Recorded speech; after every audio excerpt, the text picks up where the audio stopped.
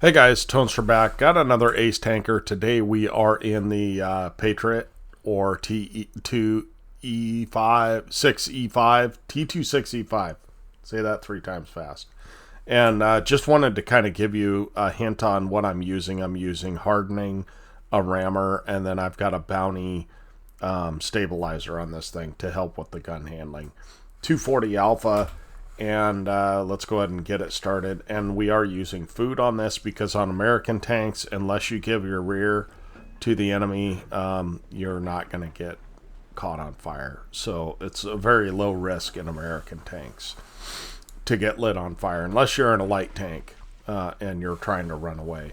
Now, I find this is encounter, but I find this side of the map to be more important because if you can win this side and then push through, you're in good shape.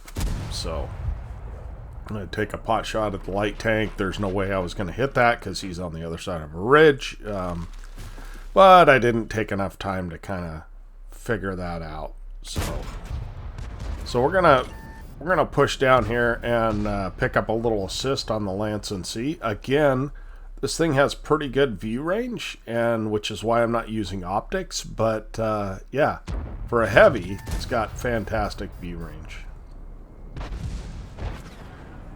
The Skoda gets punished pretty hard, and I kind of think he's gonna not push over. So the Samoa, sometimes people just don't pay too much attention to their surroundings, and we're gonna chew this Lanson up. Now this Lanson is in a bad spot. He is caught out. Unfortunately, we do not penetrate there, and we're gonna go ahead and put a shot into this T27. Now this T27 is providing overwatch, but once he backs off and I know he's reloading, I'm really gonna go after this Lanson. I've also got some guys in the very back that are hitting nice shots. So there's that. That's helpful. As the Lanson has pretty much no armor. So I can just continually poke him and shoot at him until guys peek up and shoot me back. So we take him out. Never go into that center dip unless you've got platoon mates that are going with you.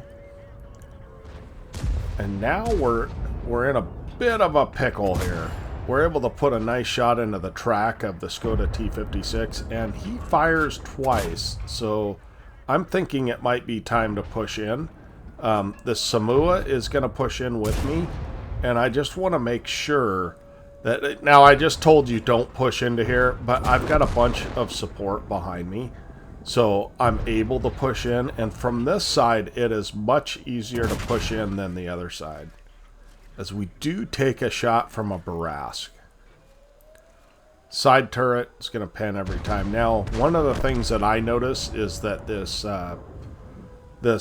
Super Pershing is not firing gold rounds, and he is going to have a very hard time penetrating. But the Lanson takes kind of a bad poke, and I'm pretty sure that Barask is on a reload.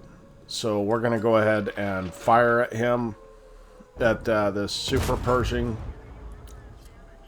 and try and take his health down a notch. Now, one thing you'll notice a lot of times is these campers that are in the back, once you really start winning, they're going to push in a little too hard because they've been sitting in back and they haven't got a huge amount of damage. We just missed our shot there, unfortunately. And they're just pushing hard to try and get some damage here. Whereas we've been up front and we end up with, we got 2,700 damage and some spotting assists. So we won this side handily. And we're just going to push in on the other side.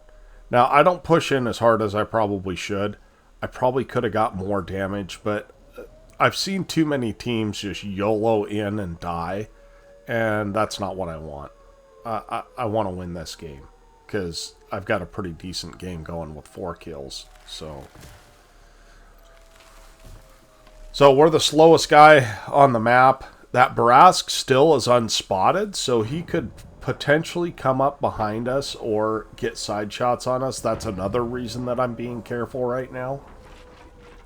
And he just gets spotted just now, so unfortunately our clutch shot does not go in. A little coffee. So I like to approach from this side because it gives you some cover from these guys up here. And now that I've got guys, I'm watching the map and I've got guys here, so it's likely they would get spotted and shot before I would be the target. So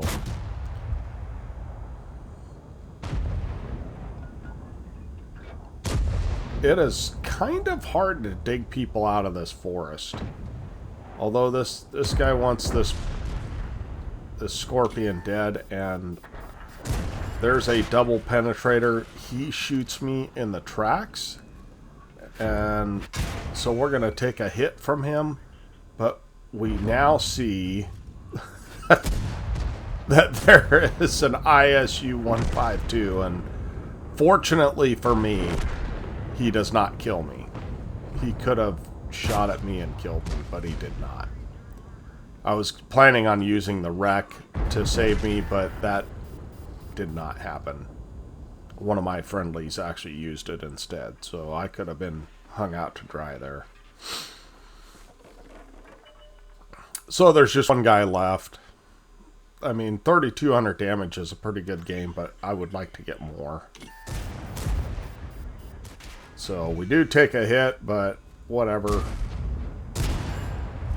We'll take another shot, and off we go. That is the end of the game with our 4 kills, 3,600 damage, and 1,170 spotting assist. So let's look at the after action on this real quick. Okay, well, Ace Tanker as promised. We also got a steel wall on this.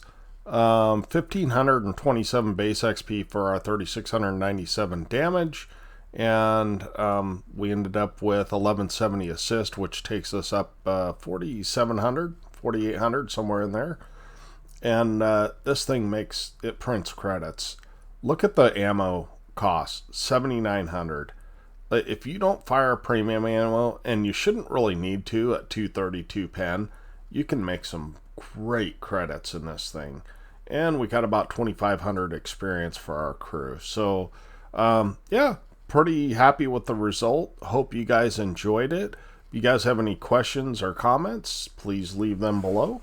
We'll catch you next time. Toaster out.